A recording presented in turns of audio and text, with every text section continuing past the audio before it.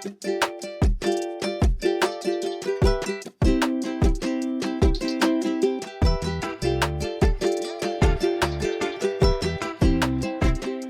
everyone. Aloha kakahiaka. Good morning. Mahalo, and thank you for joining us for AlohaCare's internal webinar series, Enlivening a Culture of Health. We're just allowing all of our teammates to join into the Zoom link, and we'll start by welcoming new folks on our team. AlohaCare has done so much hiring in the past 2 months, so this is probably some of your first Zoom webinar with us. If this is your first time, please familiarize yourself with the Zoom webinar features on your screen here, which are a little bit different than the Zoom platform for meetings that we usually do. With those brief tips to orient you, let me warmly welcome everyone to the 10th episode of the Enlivening a Culture of Health webinar series. Our esteemed guests today are part of the continuation of the second section of the series. We're going to discuss with the Big Island Substance Abuse Council some really important topics today that are related to our members, their patients, and of course, all of us and all of our ohana across Hawaii. BISAC is one of Hawaii's leading providers of substance abuse treatment and behavioral health services to both adults and youth. They offer numerous professional and confidential programs and services that inspire change for their patients and our members through values of hope, healing, and transformation. This webinar is going to focus on some of that work that they do and honor and integrate whole person care throughout the session.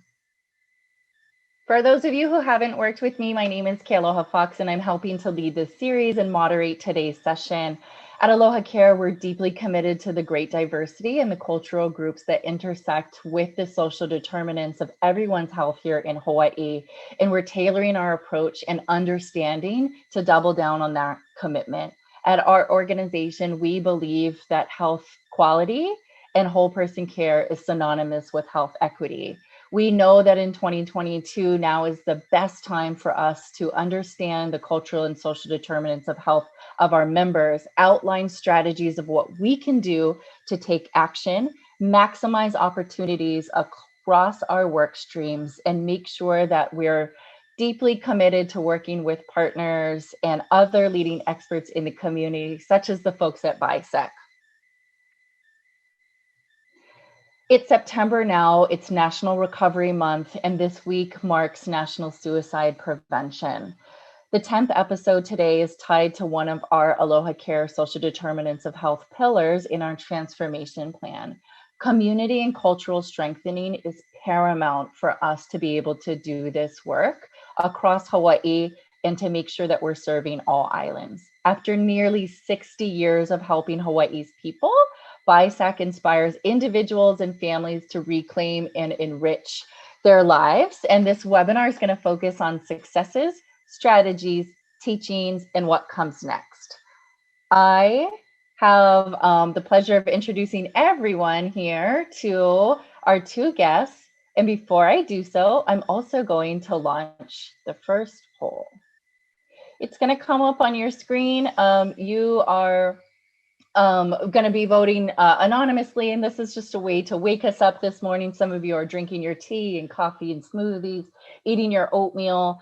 17 communities across Hawaii received a 5, meaning high need, on the 2021 Mental Health Index. This is a national index that's created. How many of those communities were on Hawaii Island, do you think? And then you have the options there for you. We'll go ahead and continue the poll as you folks vote. And I want to introduce our guests. We are proud to work with them in many different ways. Some of you actually are referring our members to their services, and we work with them on the Unite Hawaii platform for our closed loop referral system. I'm happy to introduce Dr. Hannah Preston-Pita. She's the Chief Executive Officer of BISAC. She's been there for over 11 years. Not only is she a doctor, she writes children's books. She creates therapeutic tools for kids and their parents, and she's launching a new book on Mama's Love. We're really excited to have Dr. Preston Pita today with all of her wisdom and training and experience joining us. I'd also really like to welcome warmly Sandy Ramos. She's an employee at BISAC. She facilitates the Po'okela vocational training programs and the Olakino program. This is ways that BISAC and Sandy is bringing in fitness and overall wellness to their approach. They are enjoying working out, they're getting outdoors, they spend family time, they travel together, they do experiences and workshops all together. Again, thank you so much, Dr. Preston Pita and Sandy, for being here this morning. I'm going to go ahead and close our poll and turn it over to you to share more with our team. Aloha kakahiaka. Good morning to all of you. And you were making me so ono for smoothies when you said that. But thanks for that wonderful introduction. We are extremely excited to be here and really share and talk about all the wonderful things we do in our community with the help of AlohaCare. And it was very interesting to look at what your pillars are, because I started jotting down notes. I'm like, this is wonderful. The cultural competence plan for health equity, and really looking at the health disparities amongst especially our Native Hawaiian people, which is something that, needs to be addressed. A majority of our clientele here are of Native Hawaiian ancestry, and also looking at your domains, your health domain pillars that I was looking at We Touch as Big Island Substance Abuse Council, 7 domains or the pillars of your health care. So without further ado, I'll go ahead and talk a little bit about our agency and really talk about like the history of our agency and how we really began the agency. So we've been here for nearly 60 years. So we started out in 1964. And the history started off with as a faith-based organization, which is something that people really don't know about. But it was really about pastors looking at the interests of their parishioners. And it was from 4 different domains. And they were seeing that there was an influx in Hilo with individuals that were dealing with alcoholism. And family members were coming to them for counsel to really seek some help on how they can better help their family members. And so fast forward, to almost 58 years, we have been here providing services, predominantly in the beginning for substance use issues, but within the last 11 years, we have really integrated a more holistic approach to care. So again, we provide a continuum of services that are culturally appropriate and aligned with the ever-changing behavioral health care field. Next slide, please. Our story really signifies, or it symbolizes and aligns with the Ohia Lehua flower. And you're going to see with a couple of slides that I have here that we're really making it a point to get across that we see how addiction aligns with the Ohia and its strength, stature, and ability to thrive in a variety of climates, and our symbolic work that we do here at the Big Island Substance Abuse Council. Next slide, please. We are a private, nonprofit, 501(c) organization. We are a partnering agency of the Hawaii Island United Way, and we are also CARF accredited as an agency to provide 11 programs that are accredited through the national accreditation. Next slide, please. And our vision is to really look at healthy communities. So we want to create a community where everyone can be free to live an enriched life of health, happiness, and overall well-being, which really aligns with what AlohaCare is attempting to do in our communities. Next slide. Our mission is to inspire individuals to reclaim and enrich their lives by utilizing innovative resources and harnessing the strengths within each person. So our approach to care is not only the holistic view, but also integrating more of the technology. And we've, I guess, across the board, through the state, through the nation, through the world, we've really adapted different ways of getting medical care, health care across and delivered to the people that we serve. And one of the things that we've noticed, and I don't think it would be possible without COVID, was how telehealth services has become a very good way of reaching individuals who are in rural, underserved populations. So when you think about Hawaii Island as a whole, it's the largest island, obviously, in the chain, but it also has very large pockets of underserved areas. So we're talking about places like on the North Kohala, Hamakua Coast, South Kona, Ocean View, east, even in the east, even if we're located on the east side, we also have pockets of rural underserved areas in Papua as well. And then lastly, in the Na'alehu Ka'u area. Next slide, please. And then our values, and then you can see the Mauna in the background because it is something that we strive to achieve and what it's known for. But our values, the acronyms are INSPIRE. It includes integrity, nurture, success, perseverance, innovation, respect, and empowerment.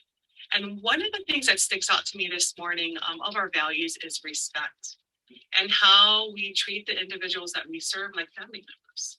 You know, it is really not one of those things like when I get asked, what is your job and what do you do? The stigma that's really surrounded around mental health, behavioral health care services is very real. They're like, how can you work with those people?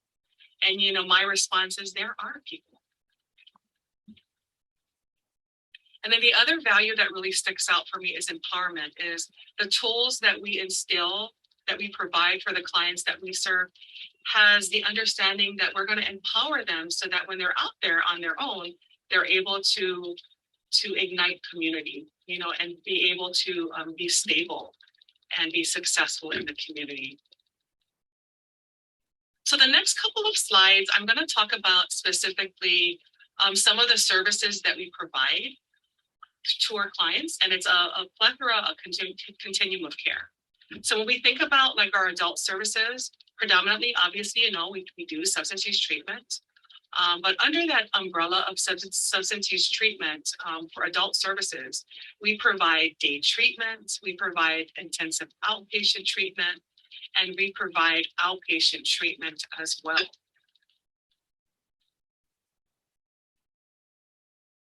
The next slide kind of talks a little bit about the direction that we're going in. So we are CARF accredited to provide residential treatment as well, but we are in the works of creating an environment that would support residential services.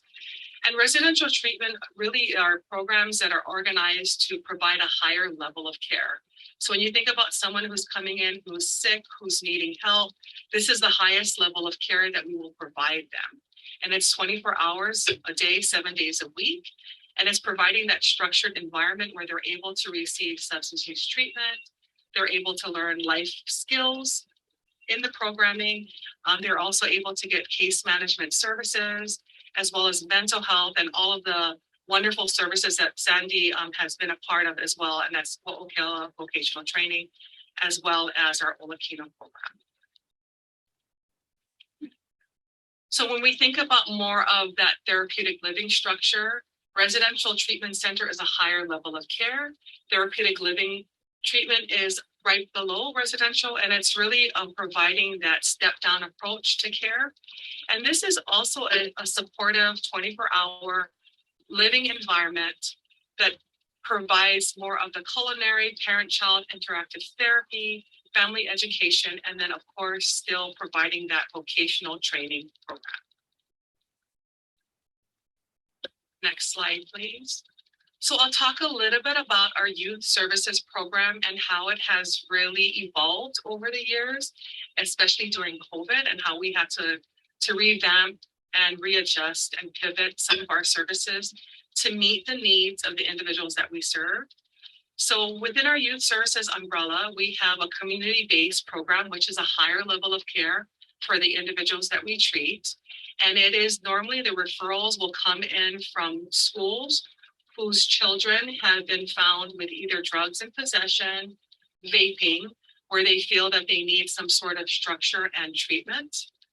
Then we have our school-based programs, which is also known as our community engagement program.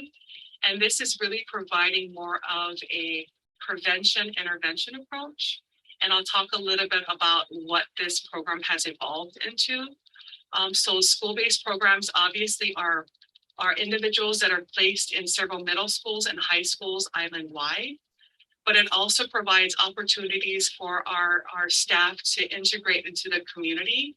And so we've created what we call rural wellness hubs in places like Kohala and Pahoa, where we're able to touch community members who are not quite ready for treatment maybe, but are entertaining the ideas for treatment or some sort of assistance.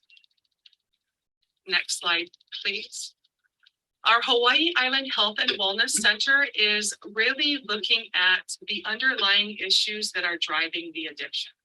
So when I think about substance use as a whole, I like to conceptualize substance use as a symptom of what's really going on. And so we try to treat individuals holistically. And one of those things is providing mental health services to our clients. And it's really addressing those issues like trauma. So what we've noticed with individuals that are coming through treatment is that, 98% of the individuals that we treat are coming in with some sort of traumatic history.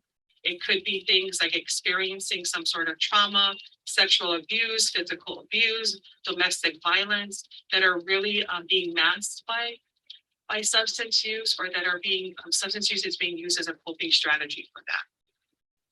We also provide education and training and outreach to our communities. So one of the things that we've added during COVID is that we provide Narcan training or naloxone training for our community members so that we can equip them in the community to save lives from a possible opioid overdose, which has been very prevalent on our islands. So just to kind of share some stats here on our islands, we went from every 14 days, somebody dies from fentanyl to 11 days. And we have the highest rates in the state of Hawaii on fentanyl deaths.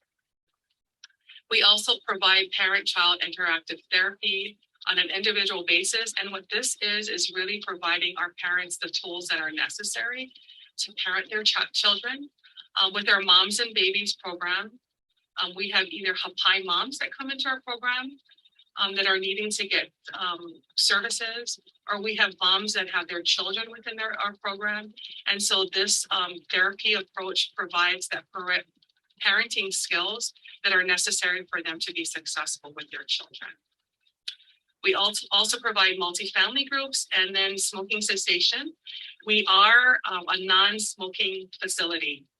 Treatments, everything. So everyone comes into treatment. We provide them with smoking cessation because it is a non-smoking facility. And that makes for a very interesting approach to care. Again, I'll touch a little bit of our community engagement. So as I mentioned before, next slide, we are in Pahoa and Kohala. And Pahoa, we are at the tiny micro units that was built after the lava flow back in 2018. And it's providing services to our kupuna who have been displaced because of the lava flow. And at these rural hubs in Pahoa, it's really giving them the social skills because they lack that at these areas. Social skills, we do things like dancing, we do things like healthy eating, and also really extending an arm to them to provide more of the individual therapy sessions as well. Next slide. And then lastly, our Kokua EAP services is a very small fraction of what we provide here. But our mental health providers provide crises management, response intervention, consultation, staff training to employers, and these can be found in areas of like Hapuna, all of the posh hotels on the west side. And we also provide services for smaller organizations who are really having some challenges with their employees. Next slide, our ancillary services, and this is where Sandy plays a very big part in that we're very proud of, is our cultural programming. So it's actually a very big part of our programming. So we try to integrate culture, Native Hawaiian culture into our practices. And one of the things that we're very proud of is that we have a 3-acre lot that we do mala therapy, where our cultural advisor takes our clients to the mala, and they're able to, really nurture, grow, and work the land. We are working on a mentorship program, and this is really taking individuals that have gone through treatment and are in recovery, that they're able to be partnered with individuals and provide that special sponsorship or mentorship service to the individuals that we serve. And then Sandy provides these two. So Olakino is our fitness program, and it's really amazing because what happens when individuals come into treatment, obviously the drug use, sometimes it's used to lose weight or maintain weight. And so she teaches them very healthy ways of, nutrition. They do exercise. They do a lot of walking. And then lastly, our Po'okela vocational program, which is also culturally infused. It's about teaching them about resume building so that they're ready for jobs and that they're ready to do mock interviews. But that program is something that we're very excited about. So next slide. Our vision and next steps for the agency is to really provide more of an expansion of care and expand on the continuum of care. Our next slide. So if you look at this, for those of you that are not on island, we have the old Hilo Medical Center. It's about 100-year-old building. So we have a long-term lease with the county to really renovate this building and provide more of that holistic care and its expansion of care. So right now we're able to service 32 men and women in our houses. We have a wait list that is far out. And so we want to make sure that we close that gap so that people are able to get services. And so our next direction in care is to provide more beds for treatments. So this facility will be able to provide anywhere from 70 to 120 bed spaces for individuals that are either requiring detox, because we have no detox on the island, more of that stabilization beds, and that's for individuals who are contemplating whether or not they want treatment, and then of course for residential and therapeutic living programs. So some of the things that we're seeing with this site and future sites that we are looking at is increased bed space capacity, include stabilization and detox beds, increase our episode of care, provide additional medical and psychiatric care by partnering with our partnering agencies here to provide that tele-detox and MAT treatment or medically assisted treatment, expand our ancillary services to include more of our social enterprise, and then of course be a central location dedicated to providing these social services for the health, education, and human services. So again, our vision is to really decrease the barriers between behavioral and mental health care. So when you think about Hawaii Island, there is a lot of things that needs for services here. And so we're hoping with this future movement that we will be able to do that, reducing the stigma by making it an area that not only addresses substance use, but also looks at more of the overall health and well-being, reduce wait lists and wait time, allowing for same-day visits and care coordination, and provide services to rural underserved areas by providing opportunities for bed space for them to receive treatment on the spot, and then improve access to care. So our whole goal is to really close the gap on transportation, financial burden for people, to include childcare at these places of service so that moms and dads can receive care without worrying about childcare. Next slide. So our next step, obviously, I talked about the old Hilo Hospital, and then we are also looking at property to expand tiny homes. They're cute little cottages that we can provide more of that transitional space where individuals have the freedom to, following treatment, test the waters and integrate into society. And then we're looking at purchasing additional homes for therapeutic living programs, and of course, clean and sober housing within the Hilo and KL areas. Next slide. So without further ado, I want to introduce Sandy. So Sandy is an amazing individual who's been a part of our team, I want to say for about maybe 3 years, correct me if I'm wrong. But I've known Sandy for several years, and she'll talk about her recovery story, and she'll talk about why I do the work that I do here. Because I see transformational, just huge change among the people that we serve. And so without further ado, without me bragging about her even more, I want Sandy to really share with you her story and how BISAC has helped her. Good morning, everyone. Can you guys hear me fine? Yeah, we can hear you great. All right, so I wrote a little speech so I don't forget anything while I'm nervously speaking. Okay, so here we go. In the past, I've struggled with addiction for over 8 years, countless times in and out of short-term sobriety, jail, making broken promises to people that I love, and in the process, losing myself a little bit more each time I returned to my addiction. My addiction took everything I valued and cared about away from me. And still, it took me that long to realize that I am responsible for creating the life I want. After multiple felony charges, revocation of my probation, 1 year in jail, I was released to my first residential program and accepted into drug court. For a while, I maintained sobriety, and once again, I relapsed. After 2 failed attempts in a treatment facility, I was admitted to BISAC residential program for the first time. I spent 4 months in the TLP working on myself and the underlying issues.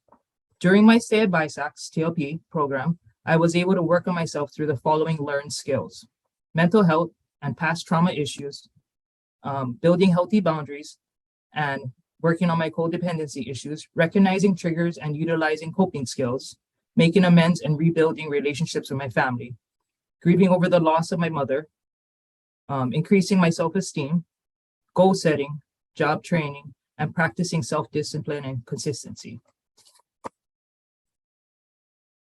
For the first time, I was enjoying life sober. Upon graduating BISAC, I was offered a job position as a health and fitness coordinator for the TLP program. Upon accepting this employment, I assisted in creating the Olakino fitness program, and shortly after was offered a job position as the Po'akela job training. Today, I work with clients in recovery, educating them on the importance of exercise and proper nutrition. BISAC has instilled in me the tools I needed to succeed and remain sober. I am beyond grateful for the support that Dr. Hannah and the BISAC staff has given to me. It's not often that many people can say this. I thought life was great before my addiction. The life I've created presently supersedes that. A few goals I foresee in my future, as far as my personal life, include purchasing a second home, traveling more often, and possibly competing in fitness competitions.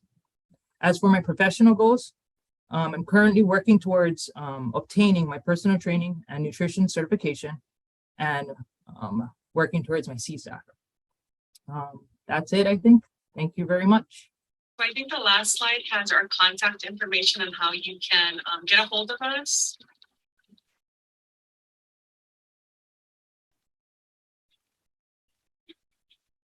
Again, mahalo for taking the time to spend the morning with us, the early morning with us, and really give us the opportunity to share some of the good works that we're doing on the Big Island. Mahalo. Mahalo nui, Dr. Preston Pita and Sandy. Thank you so much for sharing about nearly 60 years of work that you folks have been creating and building across Hawaii Island, and over a decade of work that you've been leading, Dr. Preston Pita, and this really motivating and energizing vision and next steps that you've outlined. And Sandy, we're so honored to have you share your story with us today, and listening to you turning trauma into recovery through the TLP program, and then finding that place within you and your own healing to help others transform and find their resilience through the programs that you're creating and working on is really it's truly a gift to be able to share in today. And we're really glad to be a part of this circle and this network with you folks. And we're all really committed to these same values of empowerment and respect that you folks have outlined. So we're just really grateful. We're going, for our audience, we're going to open it up for question and answer. Any areas that you want clarification on, feel free to please use the Q&A feature in the toolbar at the bottom of your screen, or insert it into the chat. We'll be able to capture it there. I want to allow Dr. Preston Pita and Sandy to just take a brief moment real quick, and then we're going to launch the second poll.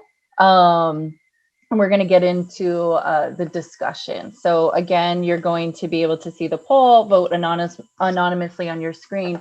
So we heard a lot of what's going on Hawaii Island, and this is one example of what's going on across all islands. So of the youth in Hawaii who reported a major depressive episode in 2020, about how many of them did not receive any treatment for the services for their major depressive episode, do you think? About 10%, about a quarter, more than half. Maybe everybody received treatment, maybe no one received treatment. I wanted to open it up first with the question on, you folks have done a tremendous amount of work during COVID. We have seen you folks online. We've seen you in other webinars and other conferences speaking and sharing. I think it's really important for us at AlohaCare to figure out ways that we can be good partners and be good allies to solutions. And how do we eliminate barriers, whether it's workforce related, whether it's disease specific, maybe it's even just the concepts that we use when we talk about substance use treatment, when we talk about mental and behavioral health. What are some of the ways that you feel like we could be removing barriers and make way for more solutions, like the next steps you folks have outlined? How can those grow? How can those thrive? And how can we maximize those? So Dr. Fox said it's a very great question. So I think one of the things that really stick out for me as a whole is definitely, and we can probably see it across the Paina, is the workforce issues that we're having for specialized care. So some of the things that we're seeing as a challenge, and I started to think about, like, what are some of the innovative ways that we can do to maybe partner with AlohaCare? But I've seen things across the board where other insurances have really provided incentives for people to remain on island. That's providers, or given them an opportunity to maybe do payback of their student loans. But that might be an idea to infuse our communities, because what's happening here is that we are having difficulty recruiting specialized providers, and then sometimes retaining them because they're going off to something that pays better. So if we can maybe, I think, partner to do more of that workforce incentivized program, that we can keep people, planted in these rural underserved areas, I think that would be helpful. And then secondary to that is really looking at how recognizing, I know that AlohaCare has, taken on the lead with acknowledging that cultural practices are necessary, which I think is so awesome, but it's also providing the support that providers are needing. Like, we provide services that are inclusive within our services, like our MALA, our Po'okelo vocational training program, our Olakina program, but it would be great to get these recognized as a reimbursable, service. Because it is something that we feel that is necessary for our clients, but it's not really recognized as evidence-based, care that's reimbursable. So those are the two things that I see that are that could be very helpful for providers on this island.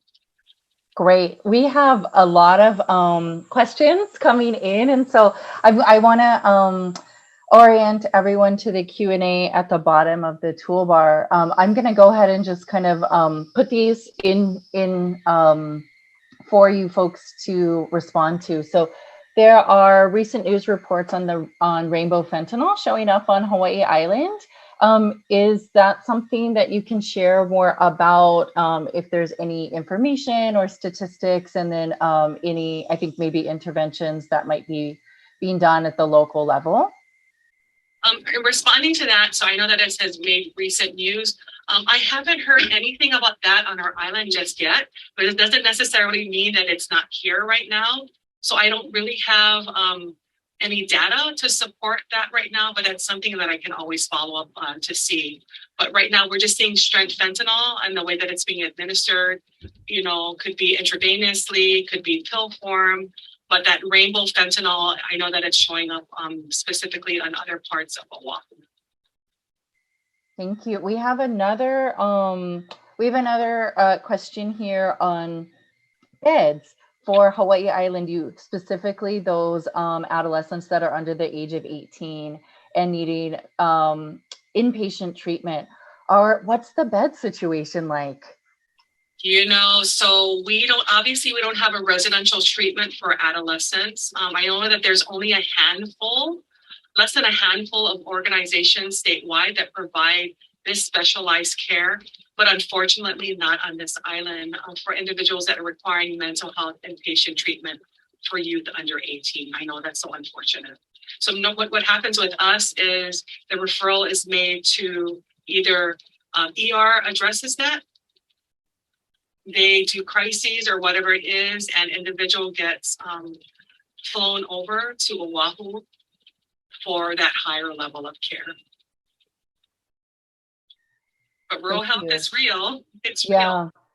And thank you for illustrating what it looks like when there are those gaps, right? When those services aren't on island, the extra mile it takes for the individual, the providers, the family, the community to come together and make sure that they find a place.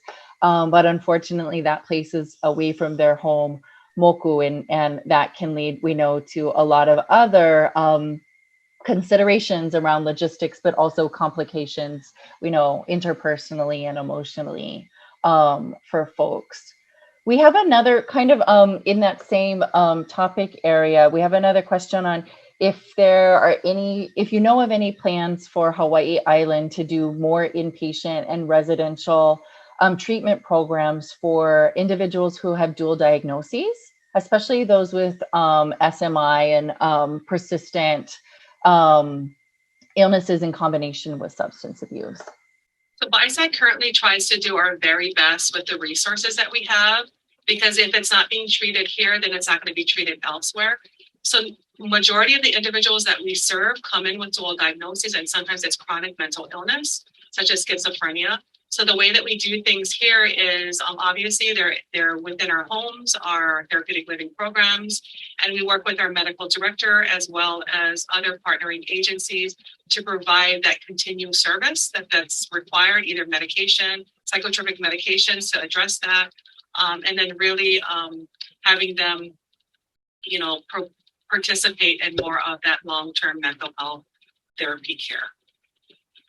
So your question regarding a specific inpatient, we're hoping that with our next steps for the hospital, that having the hui of our partners on this island, that we would be able to provide maybe like a lookalike to what an inpatient program looks like with our partnerships. Great, thank you. And folks, continue to please feel free to use the Q&A feature for the questions, and then I can make sure that we field those for you throughout the session. We have about 15 more minutes before we wrap up, and some other questions that we wanted to bring to Dr. Preston Pita and Sandy. We know as healthcare professionals that we're not always trained or have special certifications in the areas that you're talking about today. What are, some of the things that come top of mind for the ways in which we can come together as healthcare professionals, really integrate and weave these values and practices together and all be on the same team, kind of working in the best interest of our patients together, wherever we are Maybe we're just new in the industry, and maybe we are, longtime senior folks who have been doing this a really long time. I think, well, that's a big question. And I hope that I can answer it. So one of the things that comes to mind is, is understanding that they're people. I think people get very nervous about treating that specialized population. But one of the things that we know, and I think Sandy can probably elaborate on this, is that what works for the individuals that we serve is that building that relationship or that rapport with them, providing them with empathy, very basic things that gives them hope. Because when they're coming to us, and I hate to use this word, but I can't think of another word right now, they're very broken, and they don't trust people, or they don't believe in themselves. And so I think the first steps is having that understanding of giving them empathy, showing them empathy, because I really feel like that's the first step of taking care of them. Sandy, I mean, what are you seeing in just what are some of the everyday ways and acts that we can build better empathy and humanize the work that we do on really long and hard days? And those of us who've been in healthcare for the past 3 years, it's been a rough 3 years. What are some of the bright spots that you're seeing and ways that we could all do better to help heal individuals, but also heal whole families and communities? Well, I mean, just like Doctor said, I definitely see empathy being shown to clients. It's about, I guess, gaining their trust so that they can be honest with you, because they're so used to being punished that they're afraid to tell the truth. So when you gain that relationship and trust, you show empathy, they are likely to be honest with you, and that only helps them in the end. So that's how I see it. And you folks are not sharing a punitive vision and model. You're talking about Ola Kino. You're talking about fitness and nutrition and culture and getting outside. Like, can you tell us a little bit more about your programs? Sound tremendous, and they're not what people typically associate with behavioral health and mental health services, much less substance use treatment, right? I think a lot of people just have biases of like, we're sitting around in a circle doing group therapy in like a sterile room. Tell us more about your programs and what you're doing. Well, as far as Ola Kino, the nutrition part, depending on the individual's drug of choice, I recommend certain foods that help replenish what's been lost in their addiction.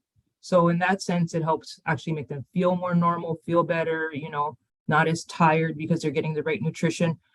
Secondly, as far as the exercise, I think most of us know this, but it produces endorphins, natural endorphins that make them feel good about themselves. That promotes energy, promotes well-being, confidence, and whatnot. And for the Po'akela job training, that helps them reintegrate back into the workforce. So I help them build job training skills, their resumes, and eventually we do mock interviews. And sometimes I do applications before exiting the program, and we refer them to sources that can help with schooling and whatnot, and that kind of stuff. Great. And go ahead. Please go ahead, Dr. Preston Peter. No, so I think too, Sandy's really, we're not the traditional substance use program. And I think, upon coming into the agency, I was kind of met with resistance. I'll put it out there because they're strong on traditional substance use, but I had to really introduce the idea that it is not only substance use that's driving the substance use, it's other things that are driving the substance use. So I think really when we take away something, we gotta cushion it too. We gotta put something back. And what Sandy had explained was like, when we're taking away the substance use, we gotta give them other tools that they're able to utilize in place of the substance use. And you sound like you're offering a variety of tools that help them for who they are as individuals, where they're at, but also where do they want to go? It seems like for me, what you're instilling is a lot of hope to transform not just one part of their life, but actually many parts of it, or maybe a whole pivot for what type of life they want to lead forward. Do you want to tell us a little bit more about like how did you come there and how are you seeing these successes? Because it to me and to many of us, I think this is really refreshing. And this is about that innovation that you talked about at the top of BISAC is looking to be innovative, and you are definitely demonstrating that and sharing some of those innovations with us right now. So I think for me, it's understanding that I have a great team that helps me drive my vision. And I have a great board of directors that really have taken that risk with me to understand, you know, or that journey with me to give me the opportunity to do these things that we do. One thing that's just sticking out in my mind, and every time I tell this story, I cry, so I'm not going to cry this time. But one of the things that I've noticed, and I like to breathe life into the work that we do, is that and I touch Sandy and what she does there. So what she does with us. So the Ocala vocational program, she talks about like training these individuals who sometimes haven't had jobs, or they're doing illegal activity to support their families and their habits.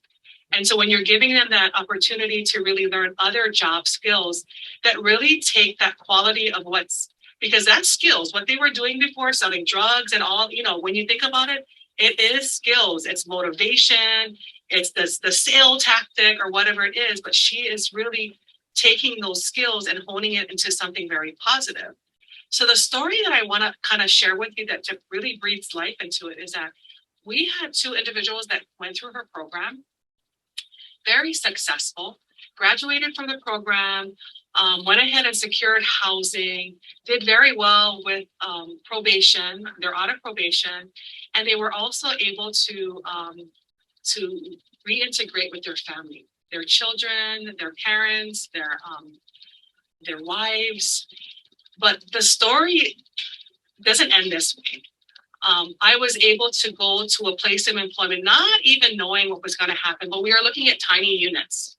And these tiny units were going to be used, obviously, to expand the care on these islands. But when I got to the end of these units, I had these two individuals waiting at the end with these units, and they basically were waiting there to tell us how grateful they were. They were employed at the place that we were going to be building these homes, that BISAC, what BISAC meant to them. And so for me, it was like we were planting the seed with them, and now they are continually planting the seed in our community. And they're going to be giving back to the agency by building the homes that are going to be housing our community. So it really shows how very impactful it is that you think that you're not really instilling things into their lives, but you're igniting the mana, right? In their lives, where they're able to turn around and do the same in their community, or even pay back. Beautiful. We're getting more really supportive chat remarks here. We got two other questions that was sent over to me. So there's a question that they saw on the news that there is money related to opioid settlement, and wondering did nonprofit organizations in Hawaii receive some of that opioid settlement money? And I think there's a hope that maybe BISAC received some of that opioid settlement money. Can you maybe speak to any of that? Oh, sorry, Doctor. You're muted. I know, sorry about that. I know that they're in the planning stages, so it has been handed over to our state. And the state is, what I understand, that the state is developing a task force of how it's going to be utilized within the state. And our governor, correct me if I'm wrong, but what I've heard is empowering our mayors on every island to find the best use for the funds within their communities. And so we have been in talks about funding. Well, we're certainly going to support that, and we want to hopefully champion the work that can come out of that, the devastating effects of why that settlement came to be. And we hope that it can be utilized towards transformational change and some good. like the work that you folks are doing. And that's another question, folks. In our team here, we have folks from health services, we have folks from health coordination and customer service. They want to know, how can somebody on our team refer our members to some of your services? They're pretty motivated by what they heard today. We know that you folks are on Unite Us, so that's one way. But share with us more. How can folks learn more about your programs, get connected to your programs, and most importantly, I think for some of our members, how can they get referred to be part of some of these services? Sure. There are several ways that referrals can be made. So it doesn't have to be by someone else. A referral can be self-referred. They can, or someone else can make that referral, and it can be done through our website, or it can be done through our phone lines at 808-969-9994. And I think the last slide that I have has the information on there. And it's also understanding that referrals can also, I don't think people know this, but referrals can be made by either attorneys or probation officers who have individuals who are imprisoned, in Halava and HCCC and MCCC, these facilities, that it doesn't stop there, that if they have a probation officer and attorney, they can get that process going with us so that we can get them transitioned right into treatment. Wonderful. And is that the same process for Sandy's programs too, for Olakino and the Po'okela? They can go through your folks' website, they can call, they can also self-refer too? Yes, and it's usually, so the programs the services that Sandy provides are specifically for people who are housed in treatment. Yes. Got it. Thank you so much. That really helps us. And thanks for folks for asking those questions so that we can help connect our Hawaii Island members, which is our, it's actually the largest geographic area for our member growth is Hawaii Island. We're seeing and have seen over the past few years a tremendous uptick in the amount of AlohaCare members that reside on Hawaii Island. So this is perfect connection point for us. I wanted to dovetail back to those two polls that we did and kind of bring it back to the work of BISAC. That 2021 mental health index is created by a company, an organization called Conduit Health Communities. And so they went across the United States and they measured a bunch of different indices on socioeconomic and health factors that are correlated with poor mental health outcomes and the perception of somebody's mental health needs from their own self-report. And so that index is what came up with, in Hawaii alone, we have 17 communities that ranked 5 as the highest possible need in the overall national index that they created. 17 for such a small place. 11 of those 17 communities are Hawaii Island based. It's areas like Hawaii. It's areas like Puna and Pahoa, right? So when we talk about the need and then we talk about the innovation, there's ways that we're hoping to close those gaps. And we know that it rests with us having partnerships and connections with leaders and agencies just like yourself. So thank you folks so much for sharing today. And the second poll was related to youth. You folks have a tremendous set of tools for youth services.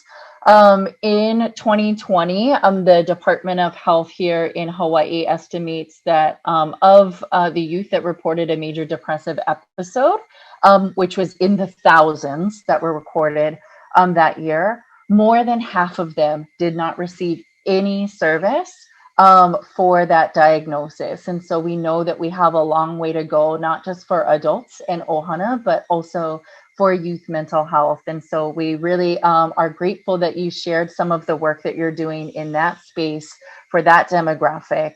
Any closing comments from you, Dr. Preston Pita and Sandy? We're really, we're opening the floor to you now as we get ready to close our session and give mahalo to you folks. I think for me is thank you for giving me this opportunity, because I feel like even if it's across this platform, we're able to reach people and we're able to talk about the great works that we're doing, but we're also able to reach people who are in dire need of help. So I always say that if you feel like you have a loved one, someone that you extremely care about, or if it's you that requires help, reach out to someone. There's always someone there that's willing to help.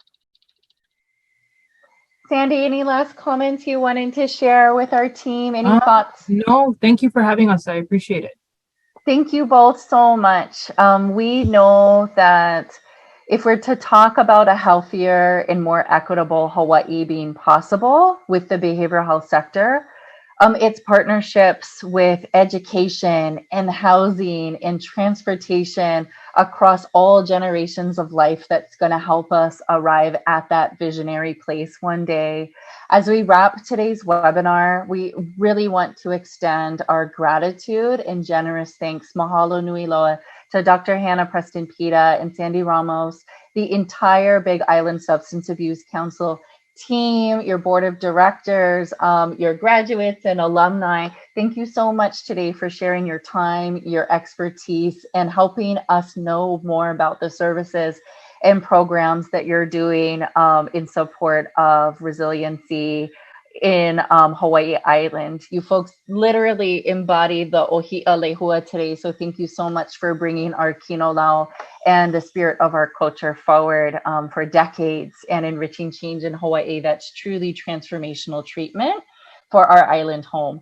We want to also thank AlohaCare's leadership team for supporting this ongoing initiative and for supporting our work in collaboration with community experts like BISAC. We want to mahalo all of you for starting your day with us this morning, especially our new staff that are joining us for the very first time. Thank you for enlivening a culture of health across our organization. AlohaCare is really committed to this work and seeing it forward for years in the future. If you have any questions or ideas on how we can develop this further, feel free to email me and reach out across our channels for AlohaCare.